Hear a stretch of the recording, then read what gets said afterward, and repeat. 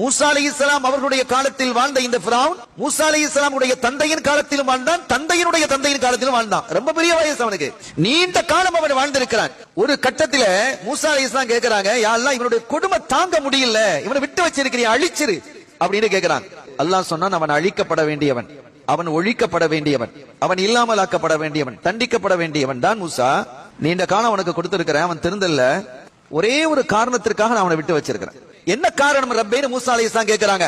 அவன் தன்னுடைய குடும்பத்தை இணைந்து நடக்கிறான், சேர்ந்து நடக்கிறான், குடும்பத்தை பிரிக்கிறது இல்ல என்று அல்லாஹ் சொன்னான். ஸல்லல்லாஹு அலைஹி வஸல்லம் சொன்னாங்க, உங்களுக்கு வயசு நீண்ட காலம் வாழ வேண்டும் என்று விரும்புகிறீர்களா, உங்களுடைய ரிஸ்கை உங்களுடைய செல்வம் அதிகரிக்க வேண்டும் என்று விரும்புகிறீர்களா, யாராவது அப்படி விரும்பினால் ஃபல் யஸில் ரஹிமா, அவன் தன்னுடைய குடும்பத்தை இணைந்து நடக்கட்டும். இந்த குடும்பத்தை இணைந்து நடக்கிறதுங்கிறது எப்படிங்கிறது முதல்ல தெளிவா நம்ம விளங்கணும். ரொம்ப அழகா சொல்லுவாங்க ஸல்லல்லாஹு அலைஹி வஸல்லம், அவங்க வந்தா நாங்க போவோம், அவங்க தந்தா நாங்க கொடுப்போம், நாங்க கொடுத்ததை அவர்கள் வாங்கிக் கொண்டால் அவர்கள் தருவதை நாங்கள் வாங்கிக் கொள்வோம்.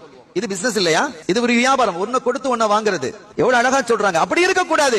அவர்கள் தரவில்லை என்றாலும் நீங்கள் கொடுங்கள், அவர்கள் அழைக்கவில்லை என்றாலும் நீங்கள் போங்கள், அவர்கள் உங்களை ஏசினாலும் அவர்களை நீங்கள் வாழ்த்துங்கள், அவர்கள் உங்களுடைய வீட்டுக்கு வர முடியாது என்று சொன்னாலும் நீங்கள் அவர்கள் அழைக்காத போது அவங்க வீட்டுக்கு போங்கிறாங்க. நமக்கு உத்தரவிடுவது ஸல்லல்லாஹு அலைஹி வஸல்லம். கேட்கணும், நம்முடைய பயணம் என்பது ஆகிரத்தை நோக்கி, சூனத்தை நோக்கி, ஜன்னத்தை நோக்கி இருக்கணும்.